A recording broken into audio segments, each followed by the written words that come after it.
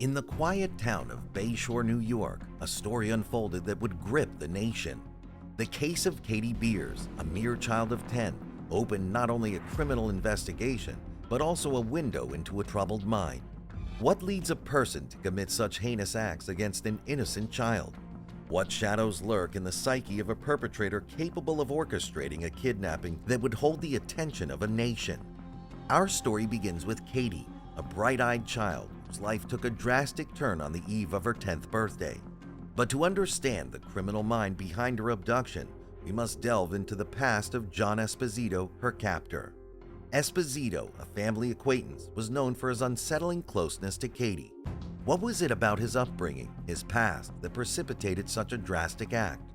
John Esposito's early life was marked by events that experts believe shaped his psychological profile. At the age of 13, he experienced a traumatic event, details of which remain obscured by pivotal in understanding his later actions.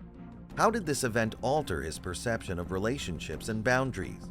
Experts in criminal psychology often draw parallels between childhood trauma and future criminal behavior. In Esposito's case, his history of social behavior, his interactions within his family, and any known mental health issues paint a picture of a man struggling with his inner demons. His profile fits disturbingly well into patterns seen in similar criminal cases. Patterns of isolation, resentment, and a distorted sense of control over others. But what about the family life of Esposito? Did his interactions within his family hint at the darkness that would later unfold?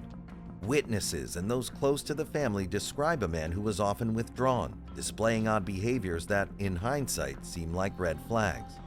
One must ask, could the tragic outcome of Katie Beers have been prevented? Were there signs that were overlooked? And how does a community heal and learn from such a dark chapter in its history?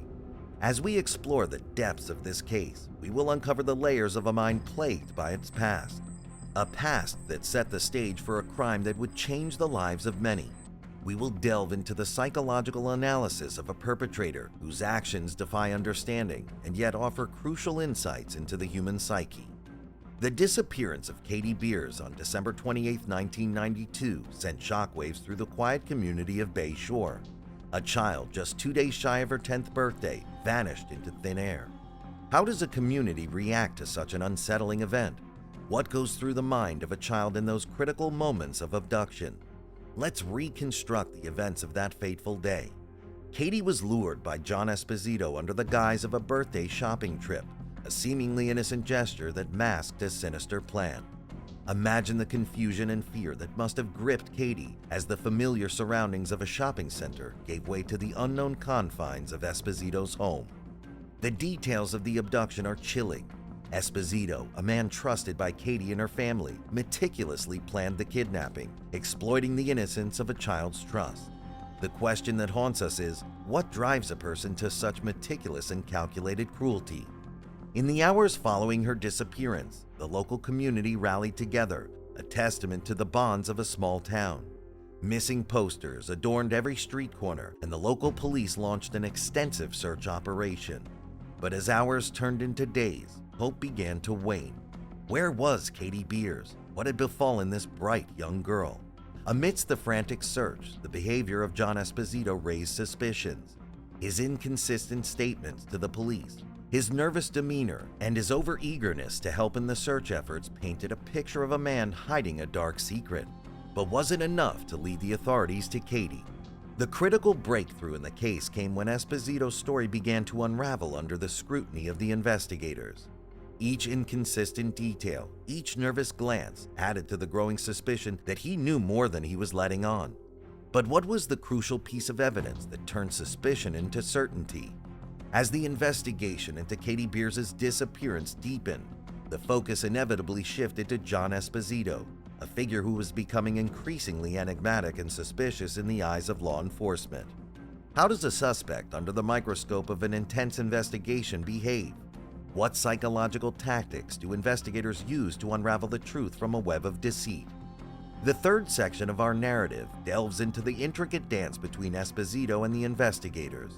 This was a game of cat and mouse, where every word, every gesture was meticulously analyzed for a clue, a slip-up, a confession.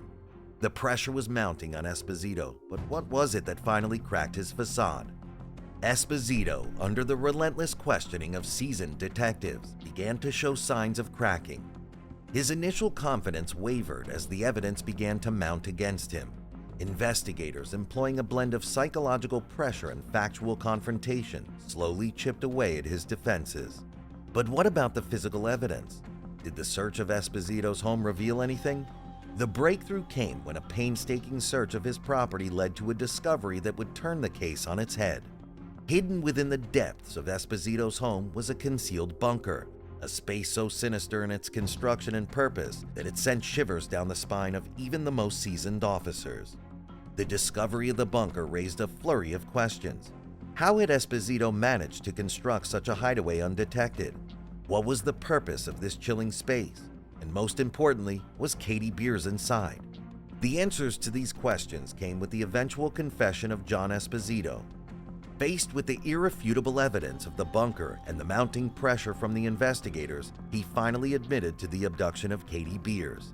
But the details of his confession were harrowing, painting a picture of premeditation, manipulation, and a chilling disregard for human life. As the truth of Katie's ordeal came to light, the community reeled in horror.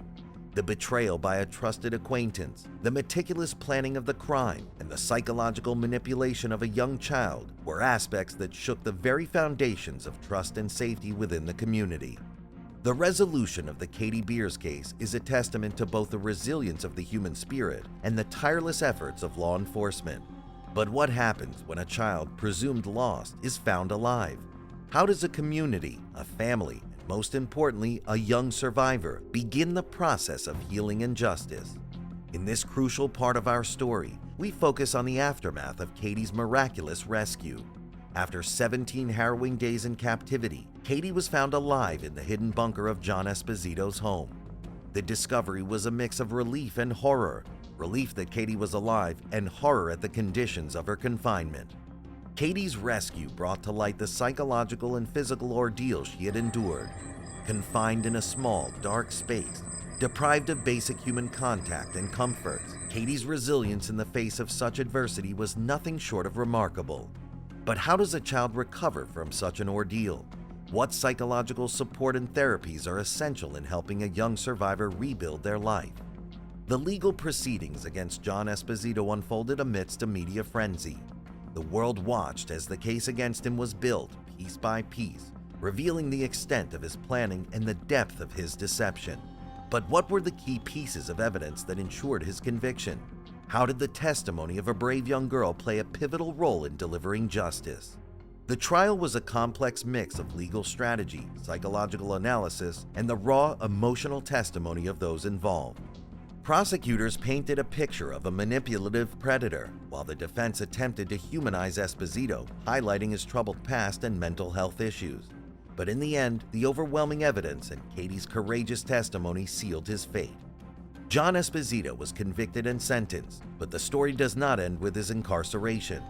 The repercussions of the crime echoed through the community, raising questions about child safety, the responsibility of adults in safeguarding the young, and the signs of predatory behavior. In the final chapter of the Katie Beers saga, we explore the direct consequences of the crime and the current status of both the perpetrator and the survivor. The ripples of such a traumatic event extend far beyond the courtroom and the headlines. How does a survivor rebuild their life after such an ordeal? What becomes of the perpetrator, and how does society ensure such a tragedy never occurs again? Katie Beers emerged from her ordeal as a symbol of strength and resilience. Her recovery, both psychological and physical, was a journey that captivated and inspired many. Katie received extensive counseling and care, essential in helping her process the trauma and rebuild her life. But what does the path to recovery look like for a child who has faced such unimaginable circumstances? How does one find normalcy after living through a nightmare? The aftermath of the case also brought significant changes in child welfare and protective services. Katie's story shed light on the gaps in the system that failed to protect her. In response, there was a renewed focus on child safety, with reforms aimed at preventing similar incidents in the future. But have these changes been effective? Are children safer today because of Katie Beers? Turning to John Esposito, his conviction and imprisonment brought a sense of closure to the case. However, his story raises profound questions about the nature of criminality, mental health, and the potential for rehabilitation. What goes through the mind of a man condemned to spend his life behind bars for such a heinous crime? Is there redemption for someone like Esposito? The case of Katie Beers is more than just a story of abduction and rescue. It's a narrative that touches on the very core of human morality, societal responsibility, and the strength of the human spirit. Katie's journey from victim to survivor serves as a powerful reminder of the resilience inherent in all of us. Her story is not defined by what happened to her, but by how she overcame it. As we conclude this narrative, we are left to ponder some lingering questions. How do we as a society protect our most vulnerable? What lessons have we learned from the tragedy and triumph of Katie Beers? And most importantly, how do we ensure the echoes of this story lead to positive change? The case of Katie Beers may have reached its legal conclusion, but its impact continues to resonate. It's a story that compels us to reflect, learn, and above all, strive to make the world a safer place for every child.